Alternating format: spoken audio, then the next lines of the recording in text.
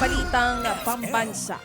Inaalam pa ng Civil Aviation Authority of the Philippines o CAAP kung sino-sino ang sakay ng tatlong air assets na konektado kay Zaldico nang lumabas ito ng bansa. Base po sa datos ng CAAP, 2 chopper ang nasa Malaysia habang isang eroplano naman ang nasa Singapore. Kinumpirma rin ng CAAP na tinangkang ipa-deregister ang tatlong air assets pero hindi na nila ito naiproseso dahil alam ng CAAP na iniimbestigahan si Zaldico kaugnay ng anomalya sa flood control projects. Ayon pa sa CAAP, hindi maibebenta sa abroad ang mga eroplano hanggat nakarehistro dito sa Pilipinas. Makikipag-ugnayan din daw ang ahensya sa Civil Aviation Authority ng Singapore at ng Malaysia kapag naglabas na ng freeze order sa tatlong air assets. Pwede rin daw nilang ibalik ang mga eroplano dito sa Pilipinas. Pwede pong gumawa ng arrangement ang CAAP. Pwede naman pong under supervision ng CAAP yung paglipad ng mga eroplanong ito. At siyempre kasama ang iba't ibang government agencies na magiging involved doon sa recovery.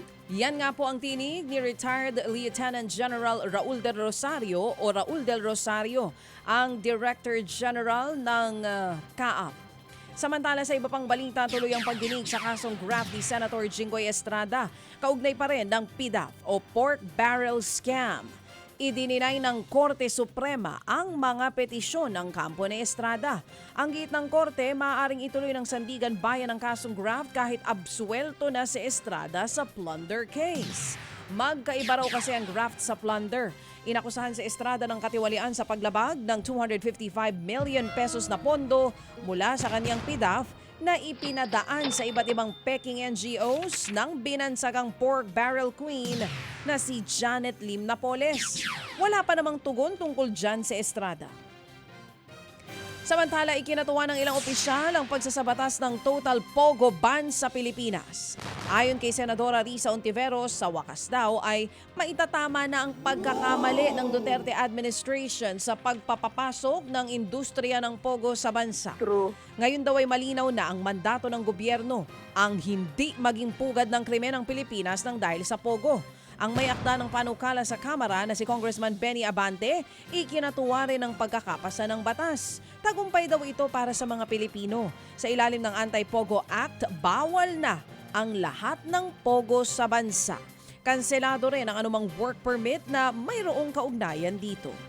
Mga kapatid, brothers and sisters, saan ka pa? Dito na tayo sa totoo. Dito na tayo sa True FM. Mga kapatid, mag-subscribe and follow po kayo sa social media accounts ng True Network PH. Yan po kami. Hanapin nyo lang True Network PH, Facebook, Instagram, YouTube, TikTok, and podcast.